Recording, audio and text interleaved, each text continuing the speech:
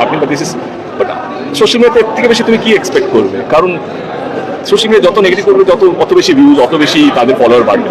কিন্তু এই ফলোয়ার নিয়ে লাভটা কি at the end of the day? মানে তুমি যদি কাউ মানে আমি all the social media handles তাদের উদ্দেশ্যেই বলছি, আমি জানি নেগেটিভিটি বিক্রি হয়, নেগেটিভিটি অনেক দূর অব্দি যায়, কিন্তু আমার মনে হয় পজিটিভ বলতে একটা তৃপ্তি আছে, একটা ভালো আনন্দ লাগা আছে। কম ভিউ হলো, কম শেয়ার হলো, কম লাইক পেলাম, কিন্তু তার মধ্যে একটা আনন্দ আছে অ্যাটলিস্ট আমি কিছু নোংরামি করলাম না। আমরা এত ঝগড়াঝাঁটি ঝামেলা মিটিয়ে একটা পজিটিভ এনার্জি নিয়ে ওই দিন আমরা স্টেজে ছিলাম এবং এখনও আছি, এখনও we are with the full heart. কারণ আমরা জানি ছবিটা কী, ছবিটা কেন বানিয়েছি, ছবিটা কেন রিলিজ হওয়া দরকার, কেন এই ছবিটা রিলিজ হওয়ার আগে আমাদের সামনে আসা দরকার। কারণ আমাদেরকে নিয়ে পার্সোনাল লাইফে লোকের কাছে অনেক নেগেটিভিটি ছিল।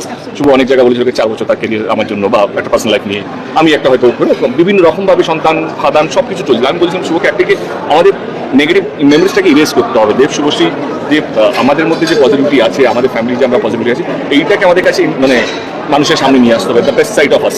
অ্যান্ড এইটা তখনই সম্ভব হয় যখন আমাদের ফ্যামিলি আমাদেরকে সাপোর্ট করবে, আমাদের পার্সোনাল লাইফ আমাদেরকে সাপোর্ট করবে। And I am thankful to Raj, I am thankful to Rukmini, the way they have handled it, the way they have taking care of the situation. তাই যা টোল করছেন প্লিজ ক্যারি অন, কারণ আমার ছবি আরও বেশি বড় হচ্ছে, আরও বেশি